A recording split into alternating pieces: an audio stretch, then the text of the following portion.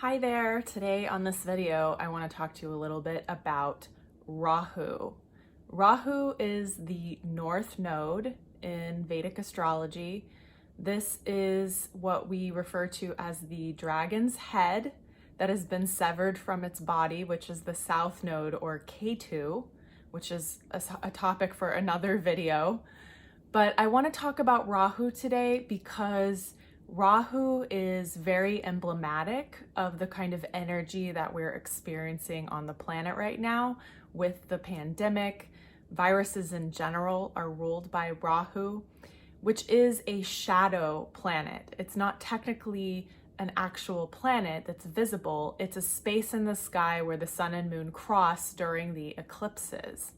So it's a dark planet that has a sort of dark energy. With the south node being directly across from it, it becomes an axis in any chart. And I like to refer to it as a lightning rod, because if you have other planets associated with that nodal axis, it can charge those planets, it can bring in a lot of powerful energy, it can destabilize you. And what we're seeing is a lot of people getting destabilized right now. Rahu is also very related to Vata, or the mobile force in the body, which we talk about in Ayurveda a lot. This is the force in the body that can become easily destabilized and that we're constantly seeking to balance. Like if you've had too much coffee before and you have the jitters, that is an experience of a Vata disturbance. But it can also mean racing thoughts, anxiety, grief. These are all Vata-like emotions. And so in order to deal with those things, I've made other videos about this before, it's really important to do things that are grounding, to drink hot liquids, eat warming foods, so not a lot of raw foods. You definitely want to be oiling your skin and taking hot baths, sleeping under a heavy blanket. I know some of you are in warmer climates, but that idea of just being held, so even hugging somebody that you love, this is going to help ground that energy. Using the sense of smell, so I like to use essential oils, especially tree oils, to help me ground when I have that Vata energy. So Vata is a characteristic of Rahu, but what Rahu is, it's a confusing energy that holds a lot of opportunity, but often can disturb us because so many ideas are coming in at once. So in the situation that we find ourselves in right now with a global pandemic, maybe you're creating a lot of stories, or there's a lot of fear because of the unknown. And maybe a lot of stories are coming in your direction about what this could mean for you and your family, what you should do, what you shouldn't do, right? So this is a very Rahuvian time and Rahuvian energy. And it's really important that we take 3 deep breaths and really think before we make any decisions when we're under the influence of Rahu. So this is a really interesting time in human history. It's so rare for all of us to be paying back a karmic debt together at the exact same moment. It's very unique.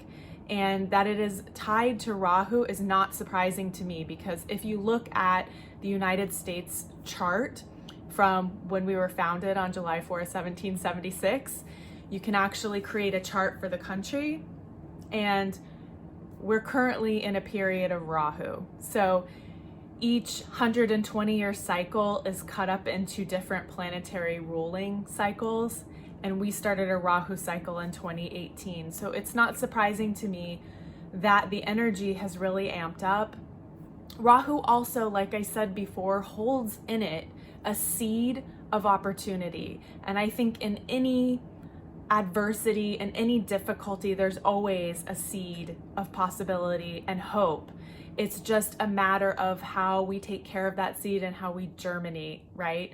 So during this past 2 years, there's been a lot of stuff coming to light, the Me Too movement, Black Lives Matter. All these things have been really rising over the last several years and starting to bring more attention to issues that have been hidden, right? There's been a lot of people talking about the possibility of a global pandemic or some kind of major natural disaster. Like here on the West Coast, we're thinking about earthquakes, right? But it really takes a moment of this level of gravity for us to actually pay attention. So for me, the seed of hope in this moment is that we actually wake up and we actually start making new bold moves to really rethink the way that our society is structured, inclusion, the way that we do our economic system, right? Because there's going to be a huge fallout from all of these people who are getting furloughed, who aren't sure of their future. Our economy is going to have to change. There's not another option. So while this is extremely destabilizing, and Rahu can be very painful because it's confusing, right? It's a separative. It makes us all feel alone. And that can be a really harsh way to make change. But I invite you to go inward during this time, since we are required to shelter in place, and really think about what your role could be. What is your vision? What do you want to bring into this world? What is your light? What do you offer? What brings you joy? Like, no great act has ever come without any reflection. It's really important that we take this time to go inward.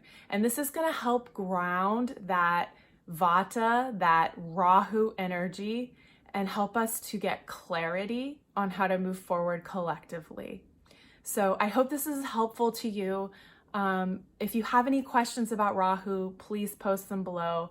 I would love to hear from you, hear how you're thinking about all of this, and hopefully this helps you and brings some context, because when I know that I'm afflicted personally by Rahu, I take things a lot more slowly. I'm more careful when I make decisions. It makes me do a lot more thinking, do a lot more internal processing. And you sort of watch, because a lot of your karmas will come through the outside towards you. When you're afflicted by Rahu, that energy can come towards you and it can be quite intense. So just going slow, having a morning practice, and doing the things really serve your body at this time are going to be super helpful for you getting that clarity. So I hope this is helpful. Have a wonderful day.